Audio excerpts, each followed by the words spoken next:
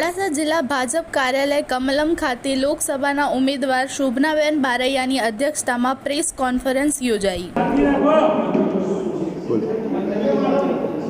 આજે અરવલ્લી જિલ્લા ખાતે આપણે સાબરકાંઠા લોકસભાના ઉમેદવાર શ્રીમતી શોભનાબેન આપણી સાથે ઉપસ્થિત છે। અમારા જિલ્લા અધ્યક્ષ પણ ઉપસ્થિત છે। અરવલ્લી જિલ્લાનો એમનો પ્રવાસ અવિરત ચાલુ છે। આપ સૌ પત્રકાર બંધુઓ અહીંયા ઉપસ્થિત છો તો આપ સૌને જણાવતા અમને આનંદ થાય છે કે ભારત સરકાર અને ભાજપ સરકારની કલ્યાણકારી યોજનાઓથી છેલ્લા 10 વર્ષમાં અરવલ્લી જિલ્લાએ પણ ખૂબ જ વિકાસ કર્યો છે। જેમ ભારતે વિકાસ કર્યો છે, જેમ ગુજરાત વિકાસમાં ગતિમાન છે, એવી જ રીતે અરવલ્લી જિલ્લાનો વિકાસ પણ આપણે નરી આંખે જોઈ શકીએ એવો આપ સૌ પત્રકાર બંધુઓ પણ રોજ જોતા જ હશો। તો એ અંતર્ગત આપણે વાત કરીએ તો પ્રધાનમંત્રી આવાસ યોજના અંતર્ગત કુલ 28,000 આવાસોના બાંધકામ પૂર્ણ થયા છે। શહેરીમાં કુલ 4,500 બાંધકામ પૂરા થયા છે। ઉજ્જવલા યોજના અંતર્ગત 1.5 લાખ ગેસ કનેક્શન મહિલાઓને આપવામાં આવ્યા છે। પીએમ સ્વનિધિ યોજના અંતર્ગત માત્ર અરવલ્લી જિલ્લામાં 4.1 કરોડની લોન ચૂકવવામાં આવી છે 3,000 લાભાર્થીઓને। પીએમ વિશ્વકર્મા યોજના અંતર્ગત અરવલ્લી જિલ્લાના 13,000 કારીગરોનું રજીસ્ટ્રેશન થઈ ગયું છે।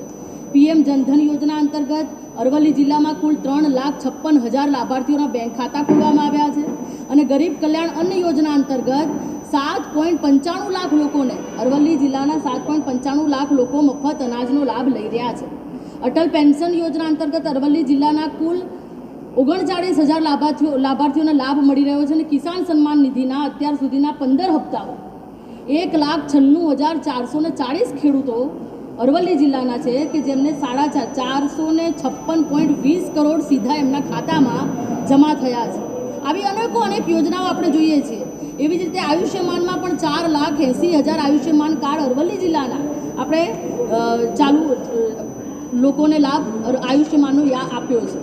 પ્રવાસનની વાત કરીએ તો શામળાજી મંદિરનું પણ જે રીતે તમે જોઈએ છે કે ઘણા બધા કરોડ એટલે કે 21 કરોડ એના ત્યારબાદ બીજા 42 કરોડની ફાળવણી થઈ અને અત્યાર સુધી 35 કરોડનો ખર્ચ પણ કરી ચૂક્યો છે। શિક્ષણમાં મને આ જણાવતા ખૂબ આનંદ થાય છે કે ભાજપના શાસનમાં શિક્ષણમાં અરવલ્લી જિલ્લામાં સ્કૂલ ઓફ એક્સલન્સ અંતર્ગત 405 શાળાઓમાં 1296 સ્માર્ટ ક્લાસ ફાળવવામાં આવ્યા છે, જેમાં 563.51 લાખ ખર્ચ કરવામાં આવ્યો છે, જેમાં 75,823 બાળકો લાભ લઈ રહ્યા છે। આવી જ રીતે સ્કૂલ ઓફ એક્સલન્સ અંતર્ગત 341 શાળાઓમાં કોમ્પ્યુટર લેબ બનાવવામાં આવી છે, જેનો ખર્ચ 20.66 કરોડ છે અને એમાં લાભ લેતા બાળકો 74,695 છે। આરોગ્ય જનની સુરક્ષા હેઠળ જિલ્લામાં અત્યાર સુધી 50,124 સગર્ભા મહિલાઓને પોષણ માટે 3.5 કરોડની સહાય ચૂકવવામાં આવી છે।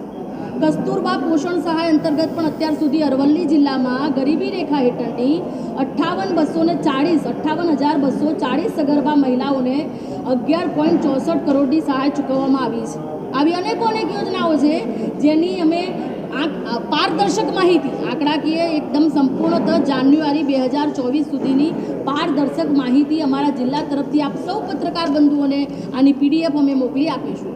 તો અરવલ્લી જિલ્લાનો વિકાસ જે રીતે થઈ રહ્યો છે આપણે સૌ જોઈ રહ્યા છીએ અને આગામી પણ 10 વર્ષમાં ભારત જે ગતિમાન થઈ રહ્યું છે વિશ્વ ફલક ઉપર મોદી શાસનમાં આપણે પહોંચી રહ્યા છીએ। તો આદરણીય વડાપ્રધાનના નેતૃત્વમાં ગુજરાત પણ આમ જ વિકાસશીલ રહેશે અને અરવલ્લી જિલ્લાનો પણ વિકાસ આમ જ અવિરત ચાલુ રહેશે। આપ સૌના અને પ્રજાના આશીર્વાદ અમને મળશે। અમારા ઉમેદવાર શ્રીમતી શોભનાબેન પણ આ જ વિકાસની જે યાત્રા છે એમાં પણ કમળનું ફૂલ લઈને નીકળ્યા છે અને અમને સૌને વિશ્વાસ છે કે જંગી બહુમતીથી આપણા ઉમેદવાર શ્રીમતી શોભનાબેન આ જે ચુનાવ છે, આ ચૂંટણી છે એ જીતવાના છે। હું શ્રીમતી શોભનાબેનને કહીશ કે આપ શ્રી પણ આપ પત્રકાર બંધુઓ દ્વારા અરવલ્લી જિલ્લાની જનતાને સંબોધન કરશો। આપ સૌ જાણો છો તેમ આપણી આગામી લોકસભાની ચૂંટણી 7મી મેના રોજ યોજાઈ રહી છે અને મારો અવિરત પ્રવાસ ચાલુ છે। હું પ્રચાર અર્થે નીકળી છું ત્યારે જંગી સમર્થન મને સૌ કાર્યકર્તાઓ અને જનતા તરફથી મતદારો તરફથી મળી રહ્યો છે। આગામી ચૂંટણી જ્યારે યોજાઈ રહી છે એમાં ભારેથી ભારે મતદાન થશે અને ભારતીય જનતા પાર્ટી વિજય થશે અને ગુજરાતમાં 26 બેઠકો ભારતીય જનતા પાર્ટી જીતશે। આપણે મોદી સાહેબના જે 10 વર્ષના શાસનકાળ દરમિયાન જે વિકાસના કામો, જે ભારતને શિક્ષિત બનાવવાના કાર્યો, જે ભારતને આત્મનિર્ભર બનાવવાના જે કાર્યો કર્યા છે એ કાર્યો હજુ પણ અવિરત આગળ રહે એના માટે આપણે ત્રીજી વાર પણ વડાપ્રધાન મોદી સાહેબને એમના દિલ્હીની ગાદી ઉપર જોવા માગીએ છીએ ત્યારે 400 પારનો લક્ષ્ય પૂરો થશે અને ગુજરાતમાં 26 સીટો ભારતીય જનતા પાર્ટી જીતશે. શોભનાબેન, આ પ્રચાર ચાલુ કર્યો છે, તમને એવી કઈ મુખ્ય બાબતો લાગી પ્રાયોરિટી પર? તો 3 મુખ્ય બાબતો કે આ 2 જિલ્લાને મળવી જોઈએ. આપ જોઈ શકો છો તેમ જે વિકાસના કામો છે એ ગતિમાન પ્રગતિના અર્થે જઈ રહ્યા છે, પણ જો રોજગારીની તકો ઊભી કરવા માટે કોઈ ઇન્ડસ્ટ્રીની સ્થાપના થાય તો એમાં મારી પ્રાયોરિટી પહેલી હશે. બોલો ભારત માતા કી જય. જિલ્લાના વિકાસ માટે રેલવે મહત્વનો મુદ્દો ગણાતો હોય છે.